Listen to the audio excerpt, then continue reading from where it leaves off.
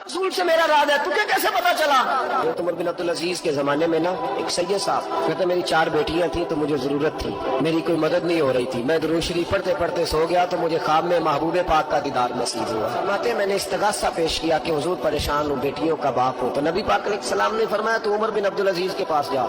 उमर बिन अब्दुल अजीज वो बाकमाल शख्स है जो रोजाना 10 सिपारे कुरान पाक के पढ़ता है, 10,000 बार मुझ पर दुरूद सलाम पढ़ता है। हम तो खैर सारे मसरूफ हैं, 10 लाइनें भी नहीं पढ़ सकते। बादशाह वक्त के बादशाह महबूब फरमाने लगे 2-4 दिन पहले ना उमर बिन अब्दुल अजीज ने 3,000 दुरूद शरीफ कम पढ़ा है, उसे जाके कहे 500 दिनार जुर्माना दे, वो 500 ले आ तेरा काम बन जाएगा। जनाबे उमर बिन अब्दुल अजीज के पास वो सैयद साहब आए, कहते मैं समझा किसी दरवेश का नाम बताया है, लेकिन जब मैं उनके इलाके में आया मैंने पूछा उमर बिन अब्दुल अजीज कौन है, तो लोगों ने कहा वो तो हमारे हुक्मरान है। मैंने कहा बादशाह ले चलो। जब मैं गया तो बड़ा आलीशान जुब्बा, सर पर ताज, दाएं बाएं दरबार में लोग। फिर मेरे दिल में ख्याल आया मैं गलत आदमी के पास तो नहीं आ गया, ये कौन शख्स है? लेकिन जब मैं लोगों से पूछा कि ये उमर बिन अब्दुल अजीज ही है, का वो ही है? कहते मैं उनके करीब गया, देखो राज खोल रहे। कहते मैं कान में जाके कहा 10,000 दुरूद शरीफ पढ़ते हो? कहते उन्हें शाख लगा, झटका, यूं देखा, तुझे किसने बताया? मैंने कहा कोई हफ्ता सवा पहले 3,000 कम भी पड़ा है। कहते हैं वो तो ठिठरने लगे, फटाफट मेरा बाजू थामा कोने में ले गए, कहने लगे ये तो मेरी बीवी को भी नहीं पता कि मैं पढ़ता हूँ, ये तो मेरे खास खादम को भी नहीं पता, ये तो मेरा और खुदा का, मेरा और मुस्तफा का राज है, अल्लाह रसूल से मेरा राज है, तुझे कैसे पता चला?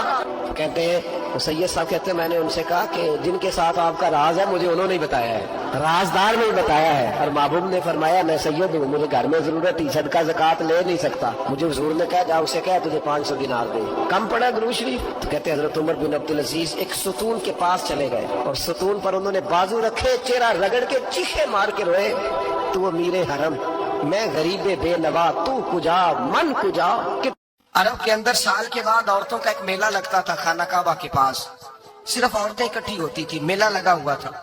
एक तौरात जानने वाला यहूदी आलिम भी आया हुआ था, वो बीवियों के मजमे पे नजर डाल के कहने लगा बीवियों मर्द का काम तो कोई नहीं औरतों के मजमे में बात करना, लेकिन मैं तुम्हें एक पैगाम देने लगा हूँ, अल्लाह के आखिरी रसूल जो मक्के में पैदा होने वाले उनके आने का वक्त करीब आ गया है, वो बीबी बड़ी खुशनसीब होगी जिन्हें उनकी रफाकत मिलेगी। औरतों ने जब देखा कि मर्द आ गया औरतों के मेले में तो उन्होंने डांटा, झिड़का, का चल उठा अपनी किताबें और निकल जा। हजरत खदीजा कहती हैं बाकियों ने डांटा पर मैंने बात पल्ले से बांध ली, मैंने पल्ले से बांध ली और मैं इंतजार करने लगी कि अल्लाह करे वो नसीब मेरे ही हो, अल्लाह करे मुकद्दर मेरा ही खुले। अब फरमाती मैं तस्बीह पढ़ती, दुरूद पढ़ती, मैं उस जमाने में जो अल्लाह का जिक्र जिस तरह होता था वो मैं शुरू करती, और जब फारिग होती तो मैं इंतजार करती कि अल्लाह मेरे नसीबे खोल दे। कहती हैं आहिस्ता आहिस्ता आहिस्ता आहिस्ता मैं हुजूर की तारीफ सुनने लगी, आहिस्ता आहिस्ता तारीफ सुनने लगी। नबी पाक सादिक हैं, अमीन हैं, सच्चे हैं, दयानतदार हैं, इस बुरे और मैले मुआशरे में भी वो सबसे आला भी हैं और सबसे उजले भी हैं, वो सबसे पाकीज़ा है। मैं सुनने लगी तारुफ, आहिस्ता आहिस्ता मैं उनकी गर्विदा होने लगी। उधर नबी पाक सल्लल्लाहु अलैहि वसल्लम अपने चचा जनाब अबू तालिब के पास रहते थे, कहत आ गया, हालात बिगड़ गए। हुजूर सैयद आलम सल्लल्लाहु अलैहि वसल्लम से चचा कहने लगे बेटे अगर माले तिजारत लेके शाम जाओ तो बड़ा नफा कमाओगे, हमें जरूरत भी है, और अगर हो सके तो खतीजा का माल लेके जाओ। और नबी पाक ने कहा चचा मैं नहीं कहूंगा किसी से जाके, मैं नहीं कहता किसी से जाके, जो मेरे नसीब में होगा मेरा नाम खुद अता फरमाएगा, मैं नहीं कहूंगा। मुस्तफा ने तो नहीं कहा।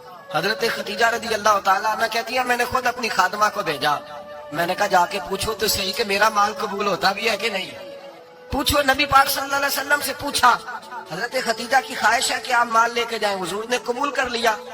जनाबे खतीजतुल कुबरा रज़ी अल्लाह ताला अन्हा के गुलाम थे, मैसरा उनका नाम था, जनाबे खतीजा ने उनको साथ भेजा। फरमाया 3 बातें इरशाद फरमाई, एक तो फरमाया सारा रास्ता गौर से देखना मेरे नबी के साथ क्या मामलात दरपेश होते हैं, अभी ऐलान नबूवत नहीं किया, फरमाया जरा गौर करना, मेरे मुस्तफा का मुतालिया करना और मुझे वापस आके सबक सुनाना, वो जो तुमने चेहरा बद्दुआ की तिलावत की हो जरा मुझे वापस आके सुनाना, जिन्होंने दिल पर जानी डिठा हो अखियां ही तक लिया, तू मिले हो ते साजन मिलया हूं नासा लग पईया, जरा जाके ना तिलावत करना मुझे दिख। और दूसरा फरमाया तुम मेरे गुलाम हो तो मुस्तफा के भी गुलाम बन के रहना, मैं सुनती हूँ कि किरदार के, अफकार के, नजरियात की, अजमत के बुलंदो बाला, वो जैसे कहे वैसे करना। और तीसरी हजरत खतीजा ने नसीहत फरमाई, فرمایا محمد ابن عبداللہ صلی اللہ علیہ وسلم کی رائے سے اختلاف نہ کرنا.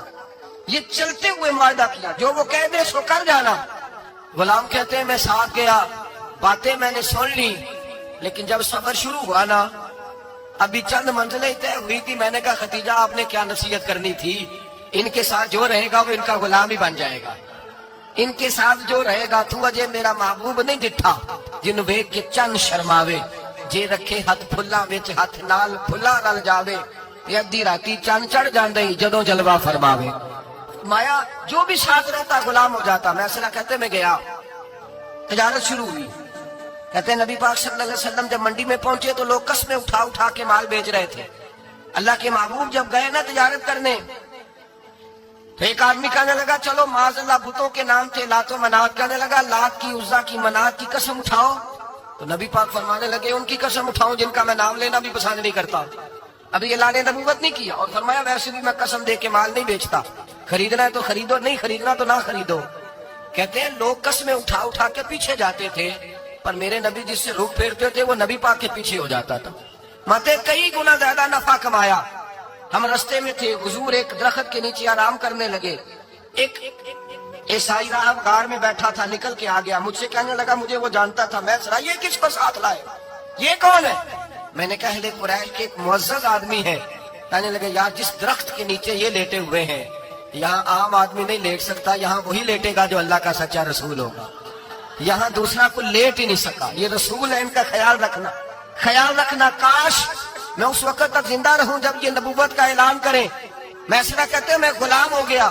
نبی پاک صلی اللہ علیہ وسلم کی ادائیں مجھے بھانے لگیں. جب واپسی پہ نکلے تو گرمی بڑی شدید تھی.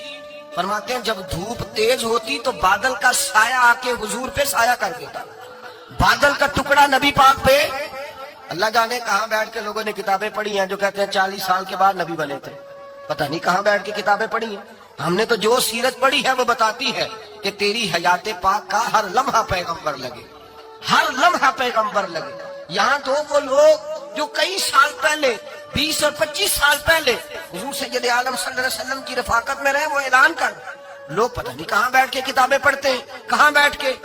میرے نبی پاک سے صحابہ نے پوچھا حضور آپ کب نبی تھے؟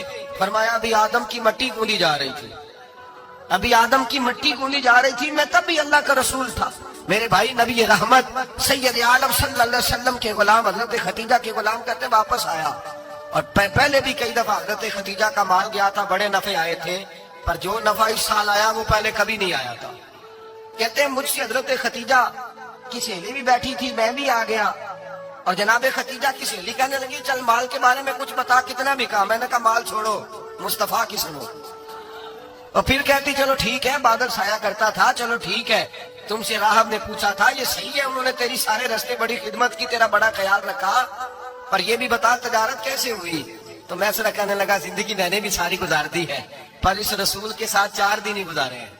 حد ہو گئی مجھ سے, اور کچھ نہ پوچھو, اور کچھ نہ پوچھو. آ میرے دل آمنہ کے لال کی باتیں کریں, اور کچھ نہ پوچھو. بس ذکر ان کا چھیڑیے ہر بات پر, اور چھیڑنا شیطان کا عادت کیجئے. بس مجھے حضور کے تذکرے بیان کرنے ہیں, ذکر مصطفیٰ کرنا ہے. حضرت خدیجہ الکبریٰ بڑی متاثر ہوئی, کہتی ہے مجھے درجنوں لوگوں نے پیغام نکاح دیا تھا, پر میں نے سنی نہیں تھی. میں نے نفیسہ کے ہاتھ پیغام بھیجا. میں نے کہا میری عمر 40 سال ہے, ان کی 25 سال ہے, اور میرا احوال اور طرح کا ہے. وہ شہنشاہ ہے, جا کے پوچھو تو صحیح, بھلا میں قبول ہوتی ہوں؟ پوچھو. نفیسہ کہتی ہے میں آئی تو وہ خاتون جن کے لیے لوگ بڑے بڑے قریش پیغام دیتے تھے, پیغام لے کے آئی. تو رسول پاک نے عجیب رنگ بیان کیا اپنی سیرت کا. جب میں پہنچی میں نے کہا خدیجہ نکاح کرنا چاہتی. نفیسہ کہتی ہے میرا خیال تھا کہ کوئی اور ہوتا تو کرسی سے اٹھ کھڑا ہوگا, فوراً کہے گا اچھا جلدی کرو بات کرو. جب میں نے آ کے کہا نا حضور خدیجہ نکاح کرنا چاہتی ہے, تو نبی پاک نے میری طرف دیکھا, فرمایا وہ کہتی ہے کہ تم کہتی ہو؟ کہا وہ کہتی ہیں. تو حضور نے فرمایا ٹھہر جاؤ, میں اپنے چچا سے پوچھ کے بتاؤں گا, میں مشورہ کروں گا, میں پوچھ کے بتاؤں گا. آج بچوں کو کچھ سبق بڑے یاد ہیں. کہتے ہیں پسند کی شادی کرنا حضرت صاحب ناجائز ہے, پسند کی شادی کرنا کوئی ناجائز ہے؟ اور میں نے کہا بھائی صرف ایک ہی جائز چیز رہ گئی, اور کوئی شے جائز نہیں. یہ ایک ہی جائز چیز ہے جس کا فتویٰ سارے نوجوان پوچھتے پھرتے ہیں, سارے رانجے بنے پھرتے ہیں, مجنوں بنے پھرتے ہیں, سارے مئی وال ہو گئے. اللہ پاک کو ہدایت کی توفیق عطا فرمائے. سارے اس بری لت کا شکار ہو گئے. او بھائی نبی پاک سوائے خدا کے کسی کے پابند نہیں، لیکن میرے مصطفیٰ نے اپنی امت کو یہ دس دیا ہے کہ جو بڑوں کے شفقت کے سائے میں چلتا ہے اللہ اس کی مدد فرمایا کرتا ہے.